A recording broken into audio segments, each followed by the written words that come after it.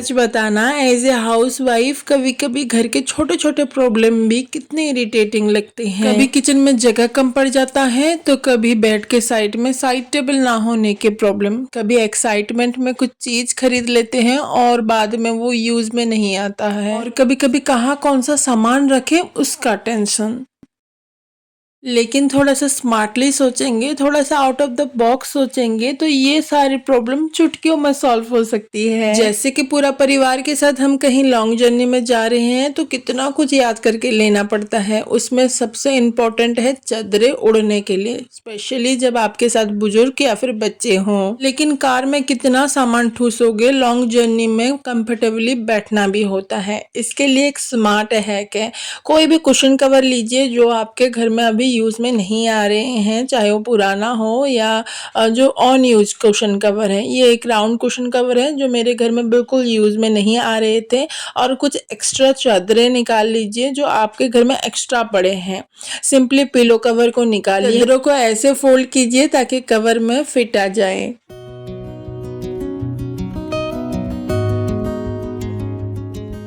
आपका पिलो भी रेडी है, और अब कभी भी नाइट जर्नी कर रहे हो पूरा फैमिली के साथ, बच्चे बुजुर्ग हैं, तो ओढ़ने के लिए चादर भी मिल जाएगा। सिंपली कवर निकालिए, चादर एक दो वहां से निकालिए, क्योंकि इसके अंदर 3-4 हमने बेडशीट डाले हुए हैं, तो एज ए पिलो और चादर भी ओढ़ने के लिए दोनों यूज कर सकते हैं। है ना smart hack? So hi everyone, Namaste, Johar and welcome back. It's me Pratiksha. So let's take a look at the next hack which is absolutely amazing. बहुत लोगों की आदत होती है रात को सोने से पहले बुक रीड करके सोने की। कई बार इरिटेशन होती है, हम कान के झुमके, हाथ के चूड़ी भी निकाल के रख देते हैं, पानी पीना होता है, मेडिसिन खाना होता है, चश्मा निकाल के रखना होता है, क्लचर, रबर बैंड रखना होता है, लेकिन बेड के साइड में साइड टेबल ना हो तो उठ के जाके बाहर रखने का बहुत आलस होता है, और बेड में ही रख के हम सो जाते हैं। अगर आपके पास साइड टेबल नहीं है या फिर आप रखना नहीं चाहते तो डोंट वरी, ये हैक बहुत काम आएगा। इस तरह का एक फाइल ऑर्गेनाइजर लीजिए फैब्रिक का, और ये जूट वाले फाइल ऑर्गेनाइजर बहुत अच्छे होते हैं। प्लास्टिक वाले मैं इसीलिए नहीं बोल रही हूँ क्योंकि वो इतने मजबूत नहीं होते हैं इसके कंपैरिजन में। तो इस तरह के हमें ओपन करना है, और इसका जो ओपन पार्ट है उसे हमें यूज़ करना है। मैट्रेस के नीचे हमें उसे दबा के रखना है कुछ इस तरह से। यहाँ पे मेरा मैट्रेस बहुत मोटा है, 8 इंच का है, बहुत वजन है, तो इस तरह के मैं दबा के रखूँगी तो ये गिरने के बिल्कुल भी चांस नहीं है। लेकिन अगर आपके मैट्रेस हल्के हैं, पतले हैं, तो आप क्या कर सकते हैं, ये फाइल ऑर्गेनाइजर में जो लगा है वेलक्रो, या फिर किसी किसी में चिट-चाट बटन भी लगा होता है, उसका एक पार्ट निकाल के आप मैट्रेस के नीचे स्टिक कर सकते हैं। ये आपस में बिल्कुल चिपक जाएंगे, और जितना भी आप सामान रख लो ये गिरेंगे नहीं।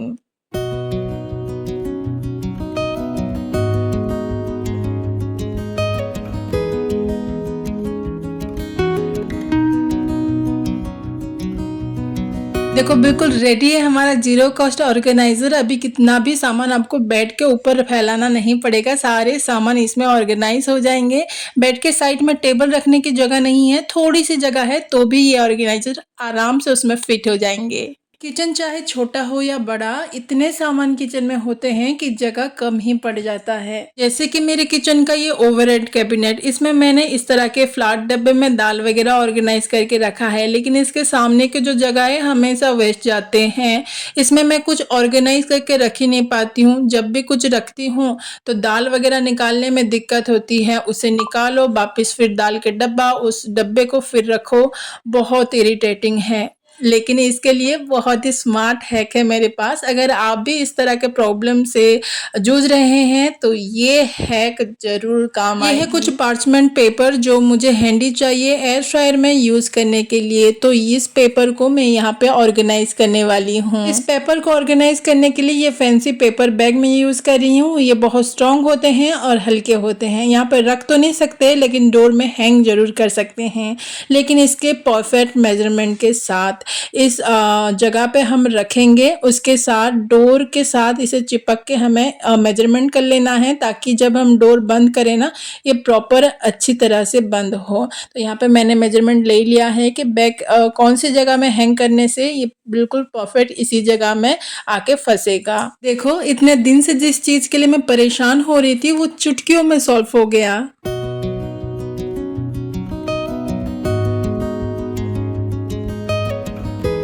को हमने एक्स्ट्रा सामान भी ऑर्गेनाइज कर लिया, जगह भी यूटिलाइज हो गया और ये दाल के डब्बे निकालने रखने में भी कोई प्रॉब्लम नहीं है। 99% इंडियन फैमिली चाय लवर होती है और जब घर में मेहमान आते हैं तो एक्स्ट्रा चाय बनती है, लेकिन ये जो चाय के पत्ती है उसे हम वेस्ट समझ के कूड़ेदान में फेंक देते हैं। लेकिन ये फ्लावरिंग प्लांट के लिए बहुत ही अच्छा फर्टिलाइजर की तरह यूज हो सकता है। सिंपली मैं इसे 2-3 बार धो के चाय छन्नी में छन लेती हूँ और कोई भी प्लास्टिक के ट्रे या डब्बे में आप सन ड्राई कर सकते हैं। चाहे तो आप अदरक वगैरह निकाल सकते हैं, नहीं तो ये ड्राई होने के बाद इजीली निकल जाता है।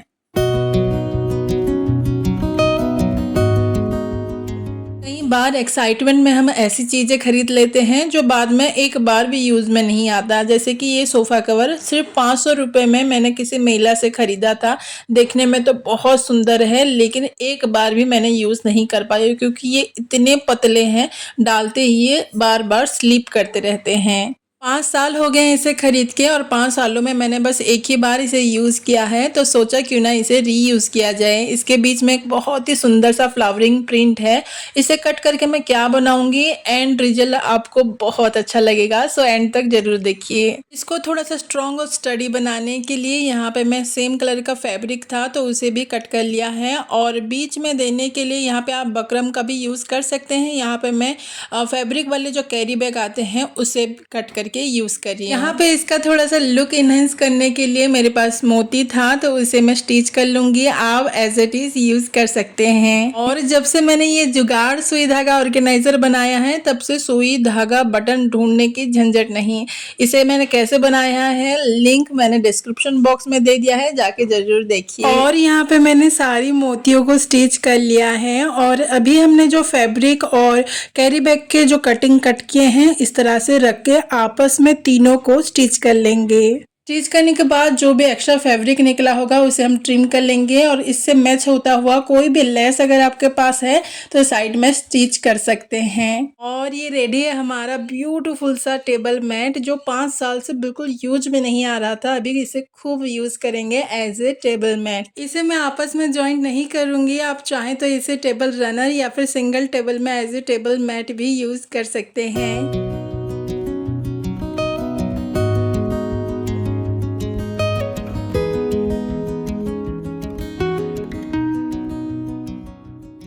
ज़्यादातर लोग किचन में मसालेदानी और ऑयल कंटेनर के नीचे टिश्यू पेपर को ऐसे लाइनिंग यूज़ करते हैं, लेकिन मैं पुराना कैलेंडर या फिर वेडिंग कार्ड्स को यूज़ करती हूँ।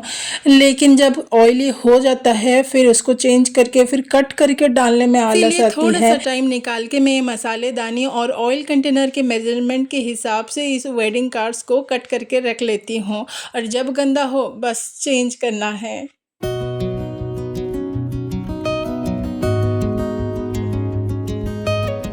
एक चीज़ है जो हमारी दादी नानी अपने होम मेकिंग जर्नी में कभी नहीं खरीदी, वो है किचन ट्रॉल।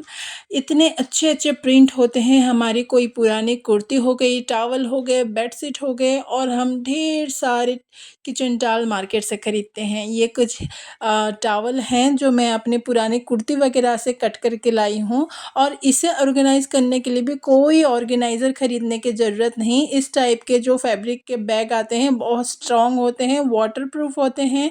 इसे कुछ इस तरह से आप हाफ में फोल्ड करिए और आराम से किचन में अपने किचन टॉवल को ऑर्गेनाइज कीजिए।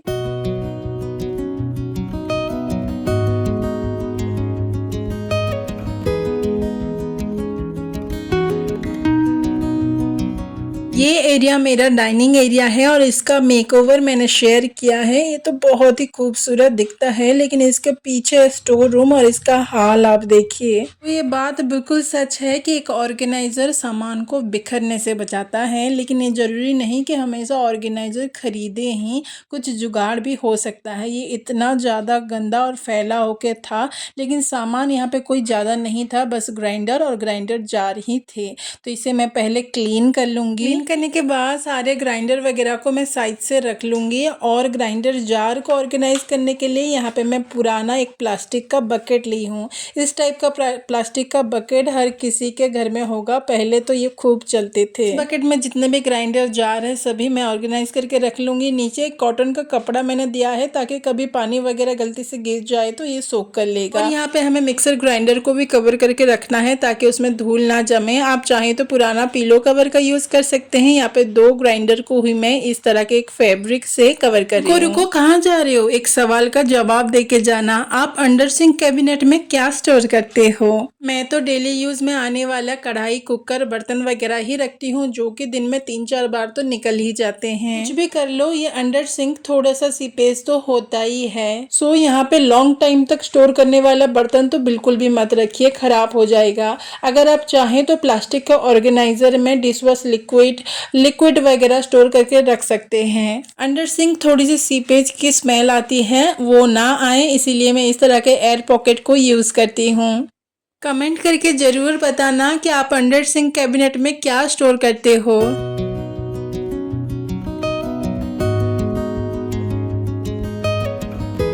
कई बार हम होम मेकर को छोटे छोटे प्रॉब्लम भी बहुत बड़ी लगती है और हम परेशान हो जाते हैं, लेकिन थोड़ी सी जुगाड़ और थोड़ा सा मेरी वीडियो देख लेना, चुटकियों में प्रॉब्लम सॉल्व हो जाएगी। So that's all for today friends. मिलते हैं अगले वीडियो में एक नई कोशिश के साथ। तब तक के लिए bye bye and take care. और हाँ, वीडियो अच्छा लगा था तो प्लीज़ एक लाइक, कमेंट और शेयर कर देना और सब्सक्राइब करने में नो कंजूसी।